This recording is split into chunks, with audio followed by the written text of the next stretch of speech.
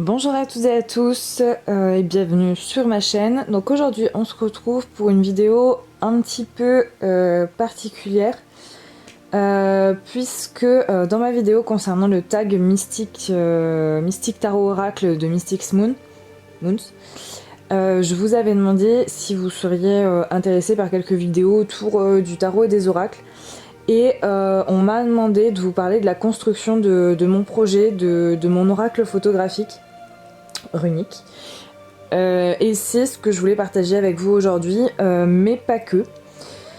Déjà, je vais vous expliquer rapidement ce qu'est un oracle, au plus simple, rapidement. Mais de cette idée, elle m'en est venue une autre. C'est-à-dire que mon oracle a pour but d'être commercialisé et pourquoi pas d'être édité par un éditeur ou de m'auto-éditer, je ne sais pas encore, j'en suis pas encore là. Mais aujourd'hui, je vais aussi vous proposer de créer votre propre oracle, totalement personnel et pour un coût de quasiment 0 €. Parce que récemment, on m'a demandé où est-ce que je trouvais mes petites rondelles de bois sur lesquelles j'appose des sigils, que je transforme en plaque d'hôtel ou en talisman, ou même que j'utilise pour faire des sets de runes. Et en fait, cette question, ça m'a rappelé l'origine de l'idée de cette chaîne, qui était en fait de vous présenter des solutions pour les plus petites bourses et de vous rappeler qu'en sorcellerie ou lorsque vous pratiquez la dévotion uniquement par exemple, parce que oui, ma chaîne ne parle pas que de sorcellerie et que j'insiste sur la différence entre paganisme, sorcellerie, spiritualité, ésotérisme, occultisme, tout ce que vous voulez. Bref, dans l'ensemble de ces domaines, il est tout à fait possible et en tout cas souvent inutile d'investir énormément dans certaines choses financièrement. Et du coup, c'est tout à fait faisable de créer les choses par vous-même, de vos mains, et avec passion, envie et intention. Et en fait, à mon sens, ça en est bien plus productif et puissant qu'acheter des choses toutes faites. Surtout lorsqu'on se dirige vers des objets produits industriellement, en série, etc. Voilà. Enfin bref, tout ça pour dire qu'il me paraissait intéressant de revenir à cette idée de base dans le contexte de cette vidéo. Voilà. Donc du coup, je vous montre à l'écran quelques oracles que j'ai déjà fait. Les oracles à moi, je vous expliquerai un petit peu plus en détail dans la description ce qui se passe à l'écran, ce que c'est, comment j'ai fait. Et puis je vous montre comment faire un oracle photographique pour vous-même, un oracle en dessin pour vous-même, à savoir que tout ce que je vous montre, ça nécessite pas d'être de grands artisans ou des personnes qui maîtrisent la photographie ou le dessin ou quoi que ce soit. Non, pas du tout. C'est vraiment des solutions que vous pouvez faire avec vos propres moyens. Avec même avec de petits niveaux dans les domaines que je vous présente. C'est pas grave du tout. Au contraire, ça rendra vos objets bien plus authentiques, bien plus personnels et bien plus proches de vous pour les utiliser dans un cadre divinatoire par exemple. Donc du coup, on va commencer dès à présent avec la question de qu'est-ce qu'un oracle. Donc initialement, je pense qu'il est important de rappeler qu'un oracle n'est pas un jeu de cartes, mais initialement c'est une personne pratiquant la divination. Étymologiquement, oracle provient du latin orare, qui veut dire parler, mais aussi de os, ou oris, qui veut dire bouche. Donc l'oracle, c'est donc celui qui prête sa bouche aux divinités pour qu'elles parlent. On peut également trouver le terme piti chez les païens, et plus précisément chez les Grecs ou les Étrusques, et chez les Romains, on va davantage trouver le terme augure. On peut alors citer les plus connus d'entre eux, donc on a l'oracle de Delphes. Normalement, dans votre scolarité, vous en avez entendu parler à un moment donné ou à un autre. On a aussi la Sibylle de Cumes, Bref, le terme oracle, il a subi de nombreuses transformations. Donc comme je l'ai dit, il désignait d'abord la personne qui donne au peuple la parole des dieux. Il a ensuite désigné le lieu où cette parole était prononcée, comme l'oracle de Delphes. Puis la parole elle-même. Ou même, parfois, la divinité qui était interrogée pouvait être dite oracle. Donc chez les Grecs, il y a eu un vocabulaire qui s'est instauré pour permettre de différencier tout ça. Ainsi, donc l'interprète de la réponse des dieux devient le prophète. Les dieux étant soumis au destin des moires au même titre que les hommes. Donc les morts, je vous en ai déjà parlé dans une ancienne vidéo, je ne sais plus laquelle.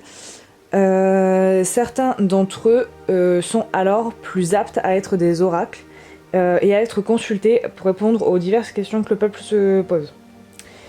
Du coup, en Grèce, on a Zeus, Cybèle, Aphrodite, Trophonios ou encore Apollon qui sont considérés comme des dieux oracles. La pitié a alors un rôle important dans la société et elle est assez institutionnalisée en fait, à la différence de celle qu'on appelle la Sibylle, qui est davantage indépendante. Ceux qui sont fans d'Harry Potter verront la petite référence. Voilà. Aujourd'hui, un oracle désigne tout autre jeu qui n'est pas un tarot. Mais comme on le verra un petit peu dans la dernière partie, il peut être autre que des cartes, en fait. Donc finalement, aujourd'hui, l'oracle désigne le support de l'interprétation du message divin. Du coup, toute forme de divination peuvent être considérées comme des oracles. Et finalement, en fait, le tarot est un oracle. Mais l'oracle n'est pas nécessairement un tarot. Quand je dis toute forme de divination peuvent être considérées comme des oracles, c'est-à-dire que la bibliomancie, la pyromancie, tout ça, ça peut être considéré comme un oracle aussi. Enfin bref, je vais pas vous embrouiller plus que ça, je reviendrai sur cette différence entre tarot et oracle dans ma vidéo à propos du tarot, ce sera plus clair. Retenez pour l'instant que l'oracle, dans le sens des cartes oracle en tout cas, n'a aucune structure si ce n'est celle créée par l'auteur et elle ne comporte aucune signification initiale des cartes sauf s'il est question, comme celui que je suis en train de créer, d'un oracle runique par exemple, où là effectivement il va y avoir un symbole initial de ce qui est représenté sur les cartes, mais sinon non. Comme il n'a pas de nombre de cartes limité, contrairement au tarot qui en comporte 78, 22 majeurs, 56 mineurs. Voilà. Donc il a pas cette structure-là du tarot. En tout cas, tout comme le tarot a pu connaître de nombreuses évolutions et éloignement de son utilisation divinatoire avec le tarot psychologique de Jodorowsky, par exemple, les cartes oracles, elles n'ont pas échappé non plus, et elles peuvent être utilisées en un sens ou un autre. En tout cas, elles peuvent être utilisées dans la connaissance de soi, dans son cheminement personnel, dans son cheminement spirituel. Mais initialement, c'est une pratique davantage divinatoire. Mais au final, il doit y avoir autant d'utilisations différentes d'oracle et de tarot qu'il y a de pratiquants, je crois. Le tout, c'est de savoir, se situer quant à son utilisation des cartes, ou en tout cas de ne pas prendre ça pour un jeu ou une vantardise, et de toujours œuvrer dans le respect des choses et des créations, voire des savoirs des autres au final. Du coup, donc cette explication elle est un petit peu concise à mon goût, mais j'espère qu'elle a pu éclaircir davantage vos questions. Comme toujours, n'hésitez pas à me solliciter si tout ça n'est pas clair, en commentaire, en message privé sur Instagram. Je vous ai même créé une adresse mail exprès pour pour ceux qui n'ont pas tout ça. Donc vous avez toujours dans la barre d'infos de quoi me contacter. Donc passons maintenant à la question de cette vidéo, c'est-à-dire l'histoire de la création de mon oracle runique photographique. Et pour ce faire, je vais vous expliquer ça depuis le début. Et je vais tenter de vous expliquer ce processus, mes démarches, où j'en suis dans ce boulot de dingue. Voilà. Donc déjà, il faut savoir que je suis étudiante en art depuis 7 ans maintenant. Et que je me destine au métier d'enseignante dans ce domaine. J'ai donc une pratique personnelle du dessin, de la peinture, de l'illustration. Mais j'ai depuis toujours une petite préférence pour la photographie. Enfin, depuis toujours, non. Pas depuis toujours, puisque j'ai quand même commencé par des méthodes traditionnelles type dessin-peinture. Très petite déjà, c'est ce qui me passionnait. Mais effectivement, à partir du moment où j'ai découvert la photographie à l'adolescence à peu près, c'est vite devenu un outil qui était très intéressant pour moi et sur lequel j'ai eu un très très gros coup de cœur. Et qui me permettait d'exprimer certaines choses que j'arrivais pas à exprimer en dessin, certaines choses peut-être plus subtiles, je sais pas. Peut-être que d'une certaine manière j'ai l'impression de mettre une plus grande partie de moi quand je photographie que quand je dessine, bien que ce soit le cas aussi quand je dessine. Je sais pas, il y a quelque chose de plus avec la photographie. Donc déjà c'est le pourquoi du comment je suis passée par cet outil là plutôt que le dessin en créant cet oracle là sur lequel je travaille maintenant depuis 1 an au moment où je vous tourne. Je crois que dans la semaine qui vient de passer c'était le tout début de ce projet puisque c'était mon appel à modèle pour le projet. Donc voilà, alors comment ça s'est passé déjà, pourquoi les runes? Alors pourquoi les runes? Parce que les runes, si vous voulez, comme je l'ai déjà expliqué, alors je crois que c'est dans ma vidéo sur les tarots et les oracles, ça tombe plutôt bien. Je vous expliquais que j'ai eu un rapport avec les runes très très tôt.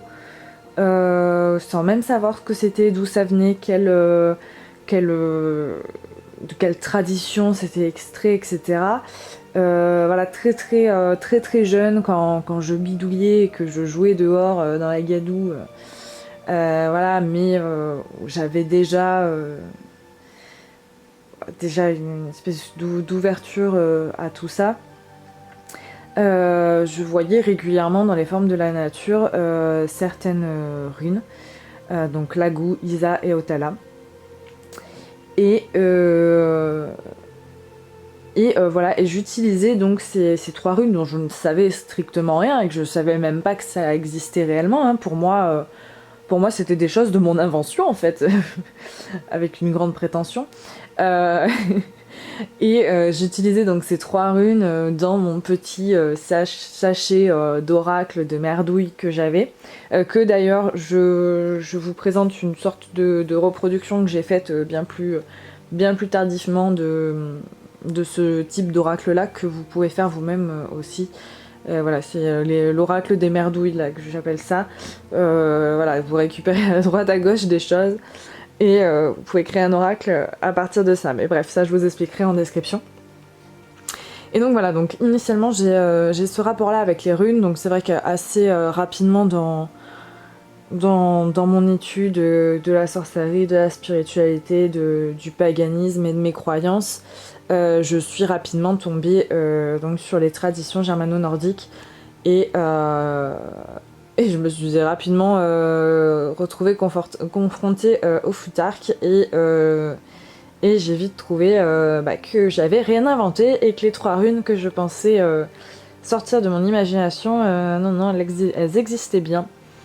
Et que c'était relativement intéressant puisque le travail que j'avais fait avec elles jusque-là correspondait relativement bien à la symbolique qui se trouvait qu'elles avaient initialement. Donc j'étais ravie, j'ai trouvé ça très intéressant et je me suis penchée beaucoup plus sur l'étude de tout ça.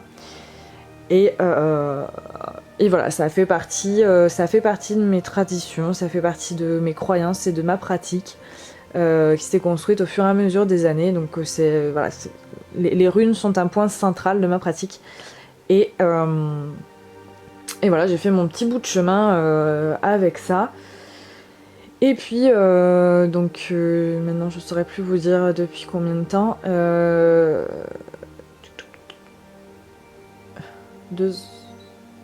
Oui, ça doit faire 2 ans. 2 ans.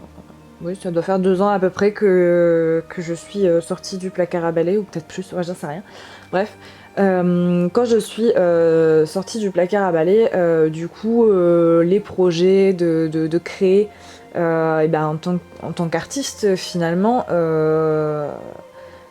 créer des tarots ou des oracles, c'est quelque chose qui vous vient assez vite à l'esprit.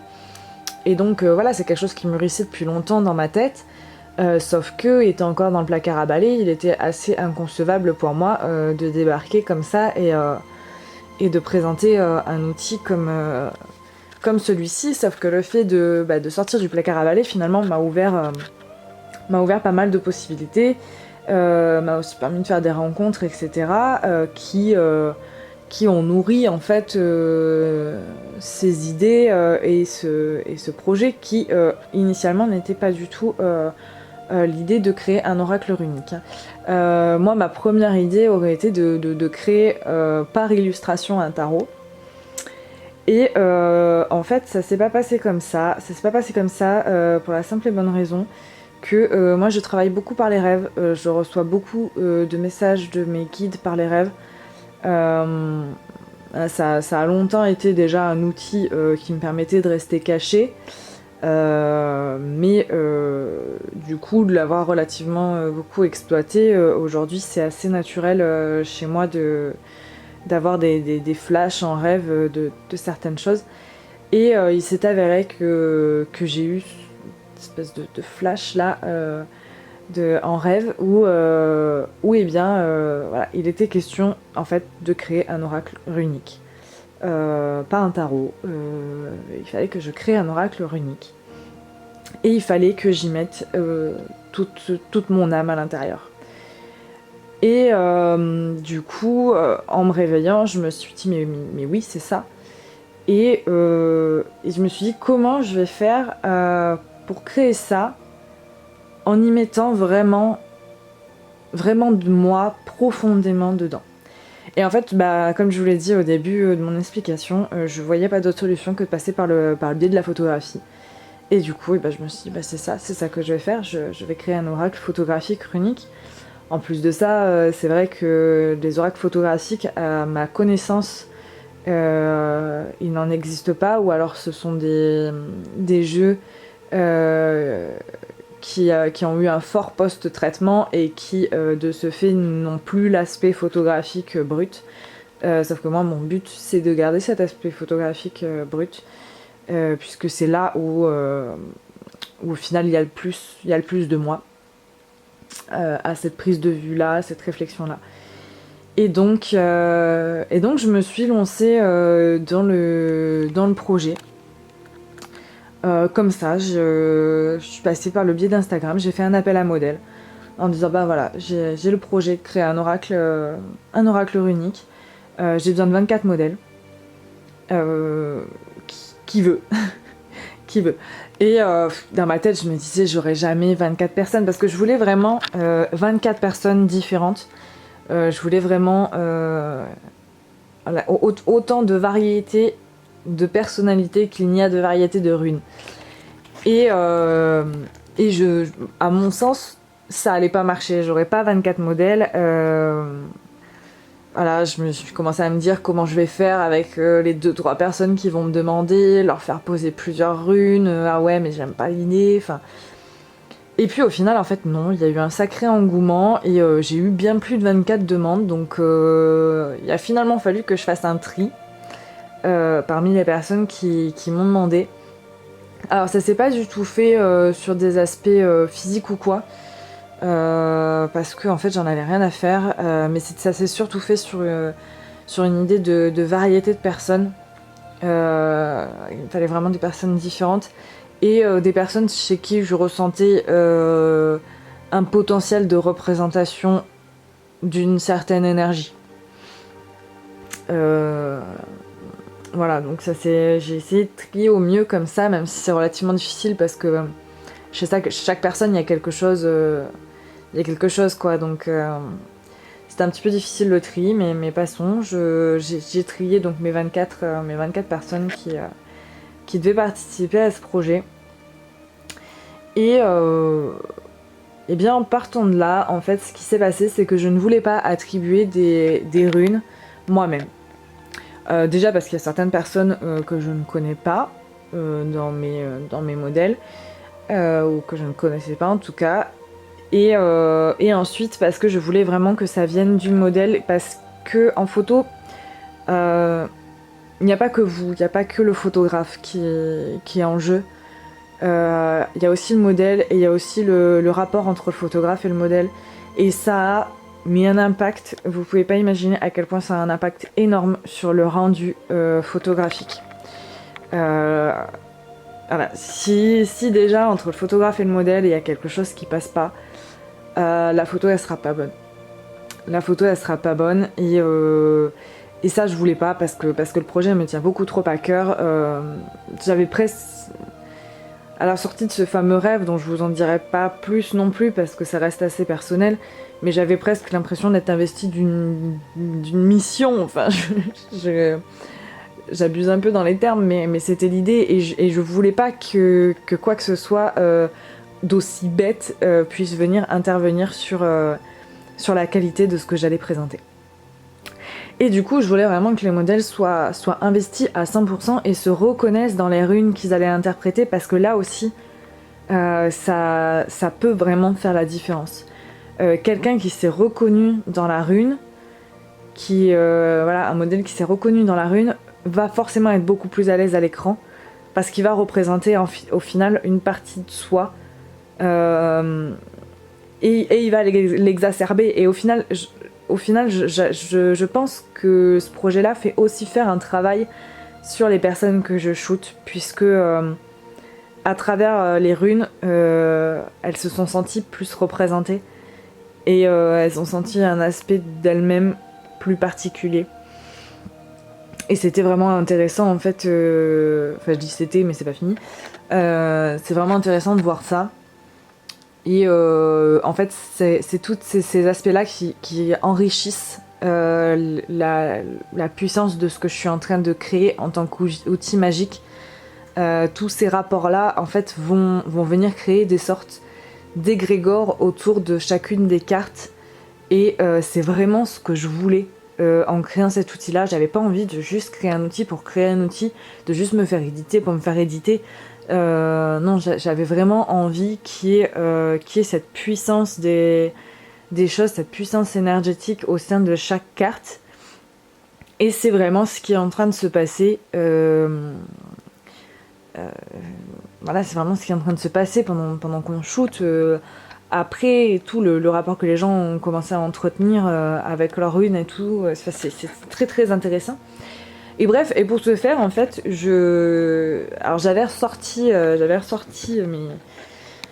toutes mes notes, tout mon fouillis, tout mon apprentissage autour des runes, et je leur avais concocté un petit PDF en fait, où je leur ai expliqué très schématiquement chacune des runes, de manière très concise.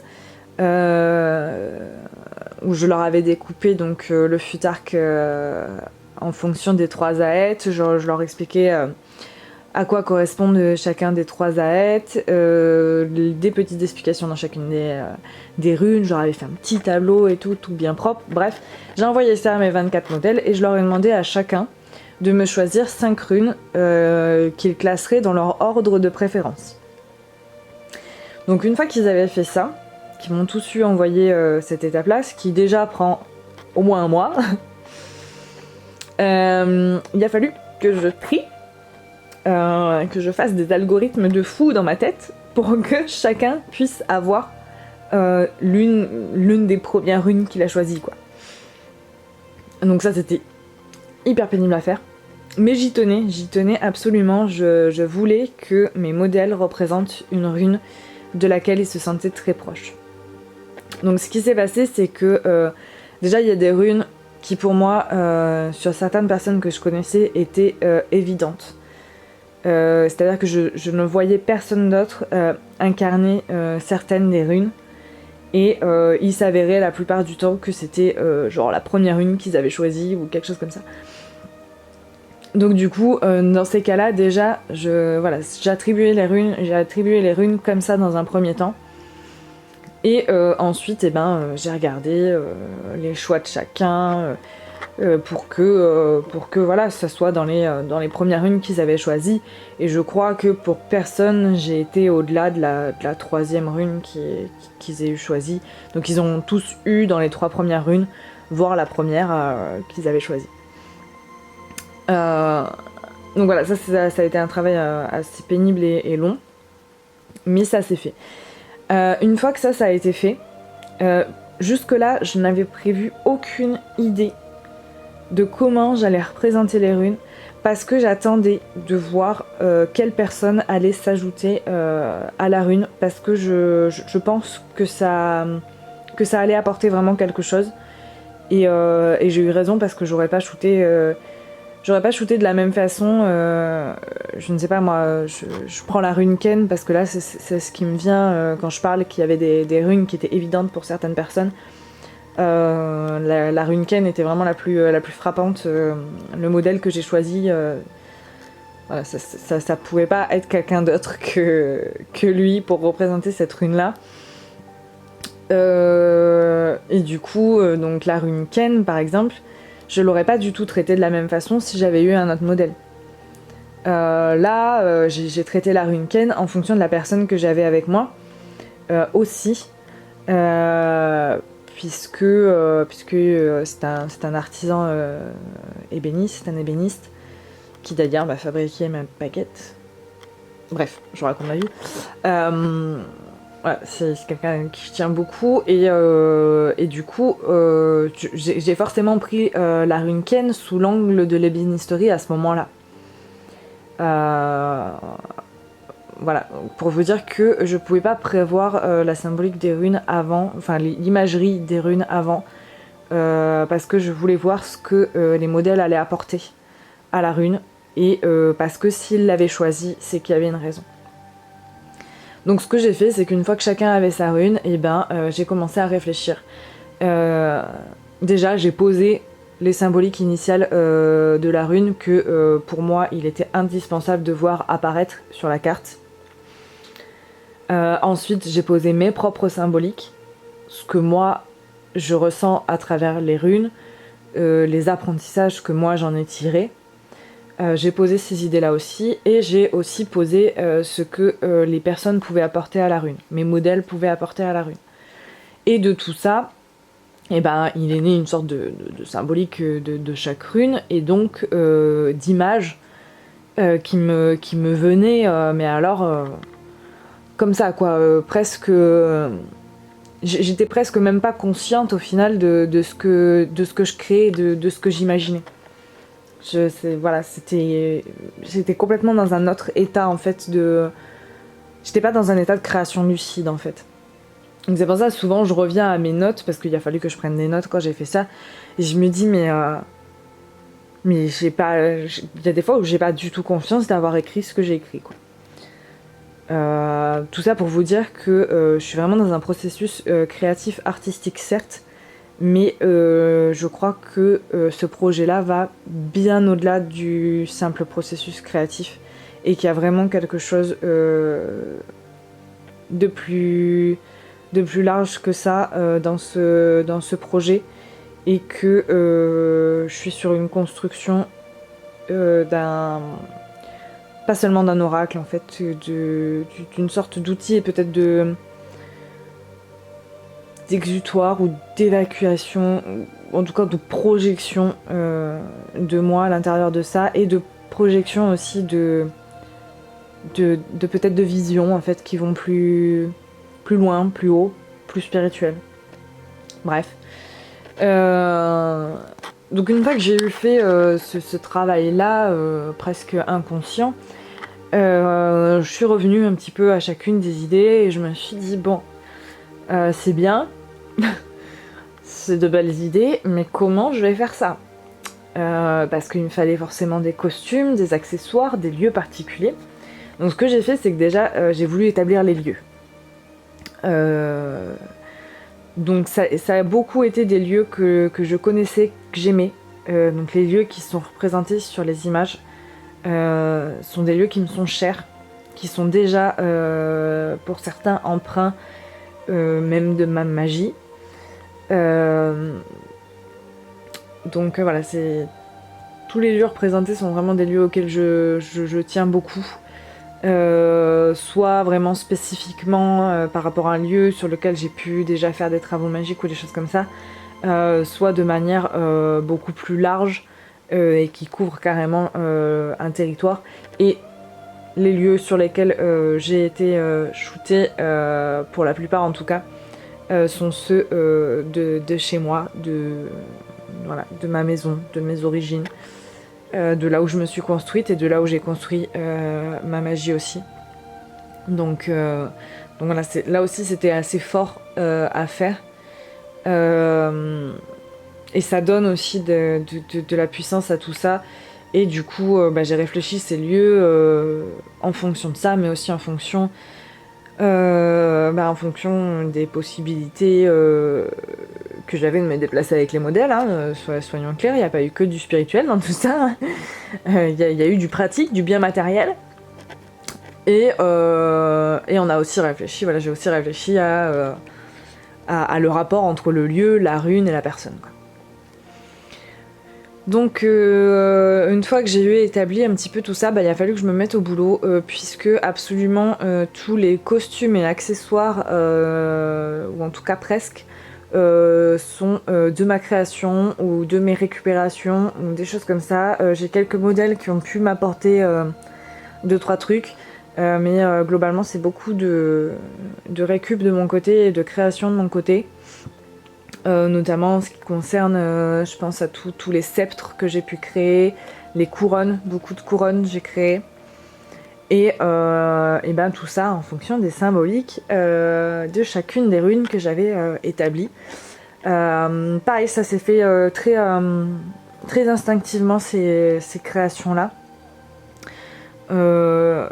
Les costumes, ça a été peut-être plus quelque chose de l'ordre de l'esthétique, de la composition, des couleurs, des choses comme ça. Par contre, tout ce qui est de l'ordre de la création vraiment plus manuel, je dirais, tout ce qui est voilà, les couronnes, les sceptres, etc.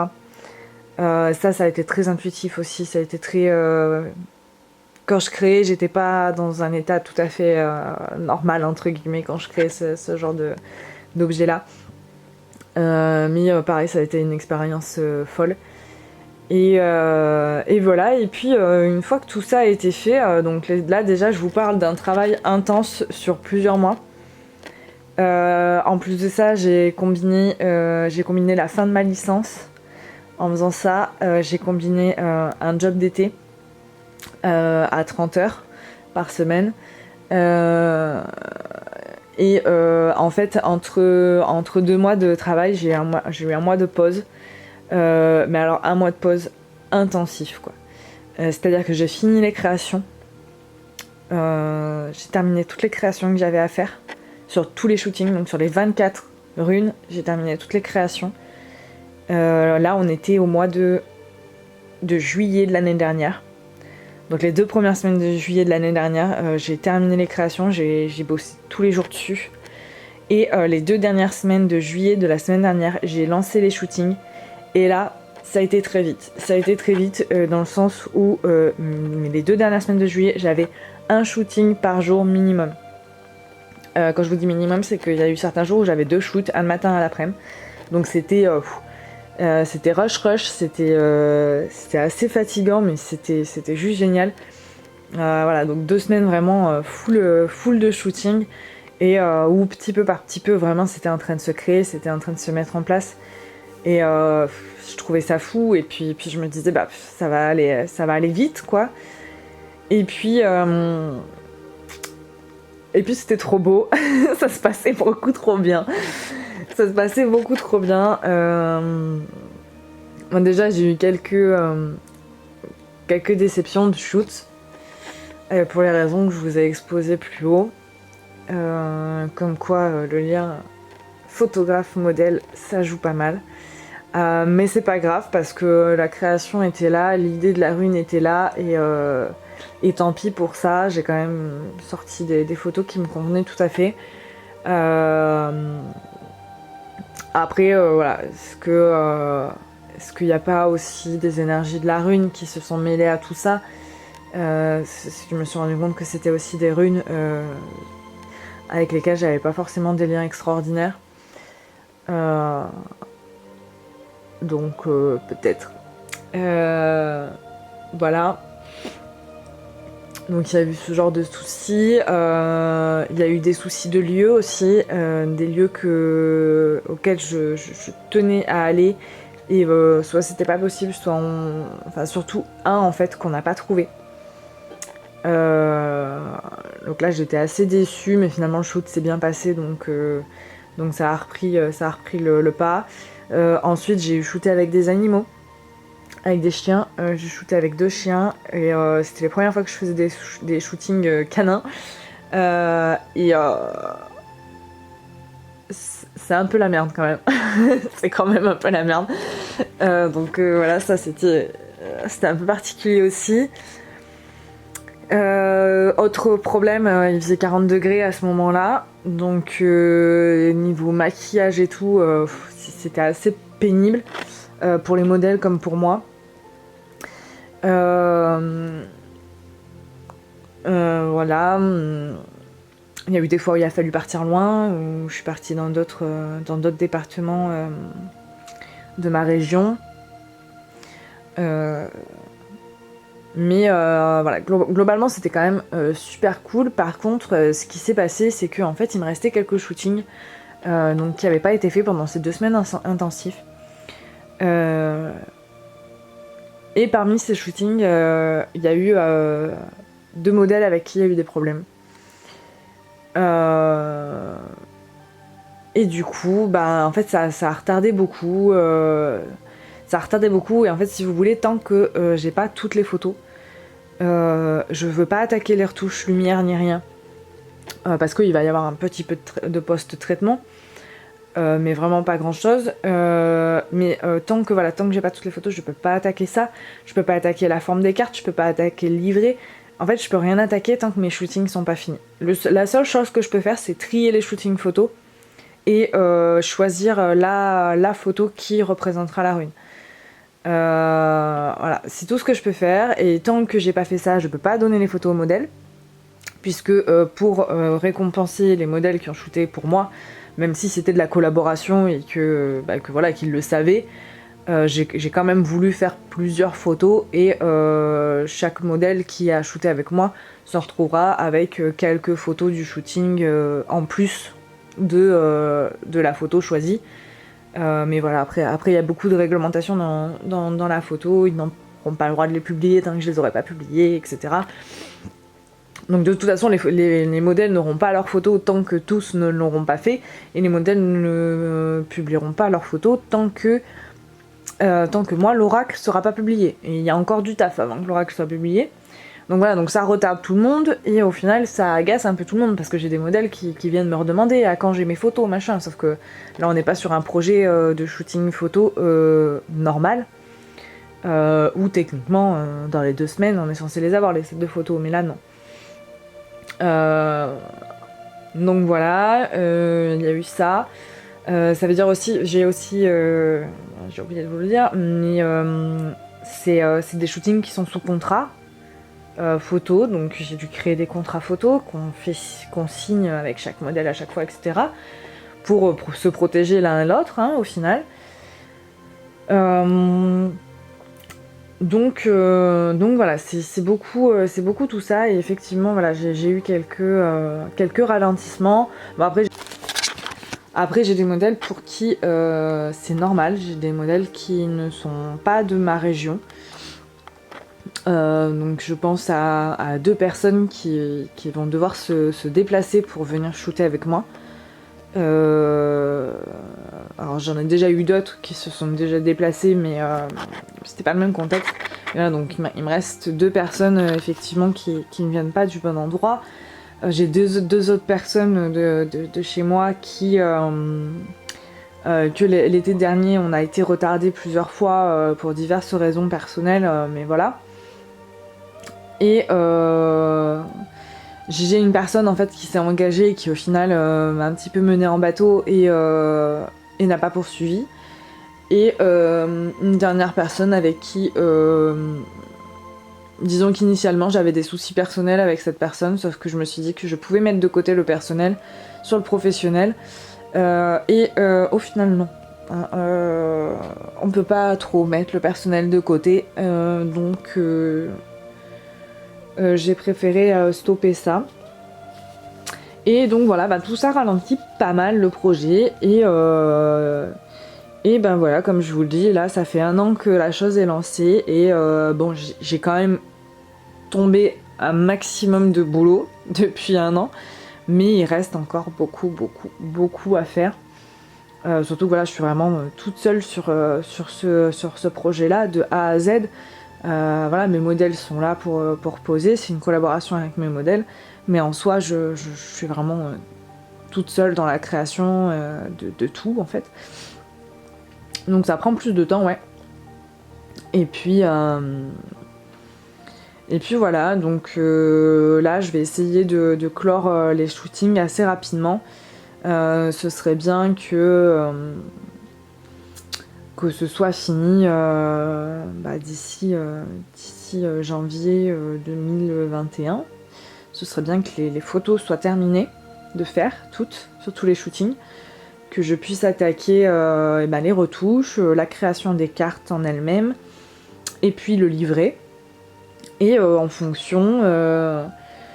alors bon, j'ai déjà quelques idées d'éditeurs avec qui ce serait possible de faire un travail d'édition, mais moi il faut que je me renseigne beaucoup plus de mon côté par rapport à ça. Je sais toujours pas si je souhaite me faire éditer ou m'auto-éditer, donc voilà, il y a encore tout ce travail là à faire, et donc je me laisse encore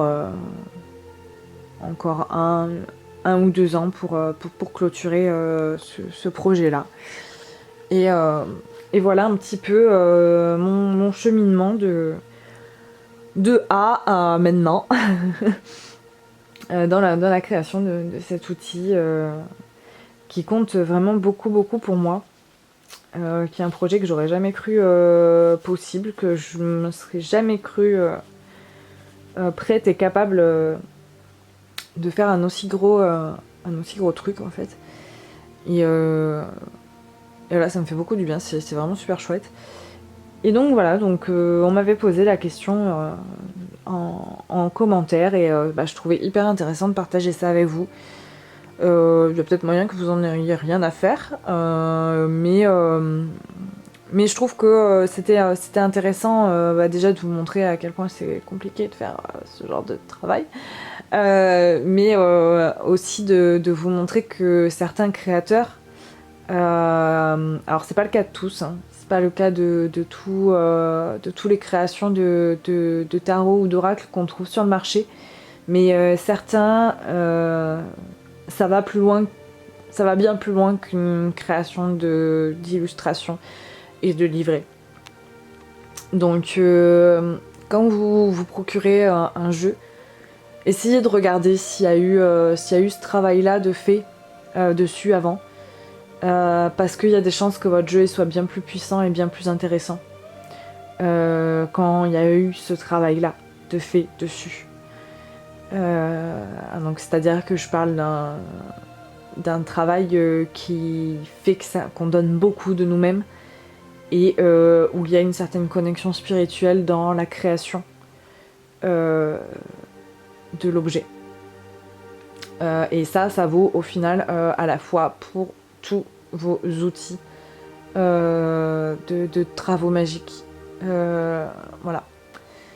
Renseignez-vous sur les créations des choses, vous verrez que parfois vous trouverez bien plus de puissance que dans quelque chose qui a été fait un petit peu à la va-vite, et ce sera bien plus intéressant pour vous de travailler avec ce genre d'outils là.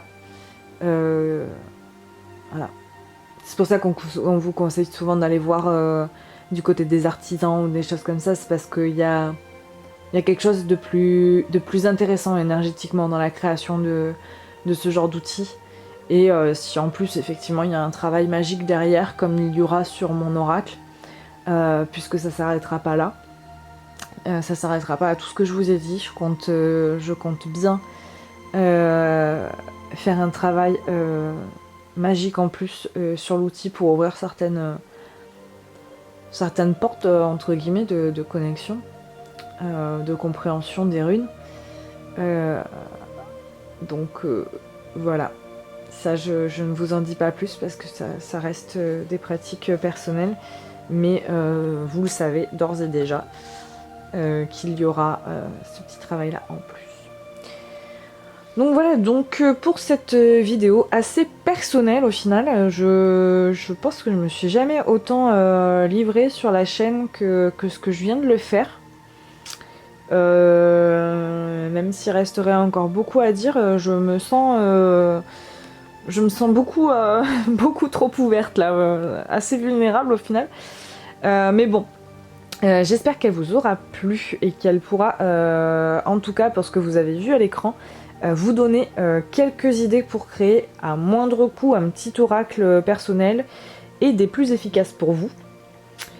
Donc voilà, n'hésitez pas à vous lancer dans des petites créations comme ça coûte rien, et en plus de ça, ça peut vous être bien plus utile que de vous acheter un truc à 40 boules que vous comprendrez pas, dans lequel vous vous retrouverez pas. Là, quand vous créez un oracle de vos propres mains pour vous-même, en plus avec peu de moyens et souvent des moyens naturels, vous imaginez même pas la puissance énergétique qu'il y a en plus dans ce genre d'outils, et ils seront bien plus aptes à vous aider dans votre travail divinatoire ou magique, ou quelle que soit la manière dont vous utilisez un oracle. Donc ouais, réfléchissez à ça, et on arrive à la fin du confinement, mais je sais que certains vont être obligés de rester confinés encore, ne vont pas pouvoir retourner au travail ou en études ou quoi que ce soit d'autre. Donc pour ceux qui restent confinés pour X raisons, voilà, vous pouvez vous faire votre petit oracle personnel pour vous-même. Voilà. À savoir que moi je serais hyper curieuse de voir ce que vous avez pu faire, ce que vous avez pu imaginer à partir de ce que je vous ai montré, ou même de refaire. Du coup je serais super curieuse. Donc franchement, si vous refaites certaines choses que je vous montre, certaines créations que je vous montre dans mes vidéos, n'hésitez vraiment pas, si vous êtes sur Instagram, si vous les publiez, à m'identifier pour que je puisse voir ce que vous faites, ou alors à m'envoyer un message privé si vous voulez pas publier des choses. Franchement, je serais hyper curieuse et hyper contente de voir vos réalisations, et on pourrait même en discuter ensemble. Donc vraiment, n'hésitez pas à faire ça, ça me ferait vraiment super plaisir. Donc en attendant la suite, qui sera certainement la vidéo sur le tarot, et je vous dis à bientôt, et prenez soin de vous.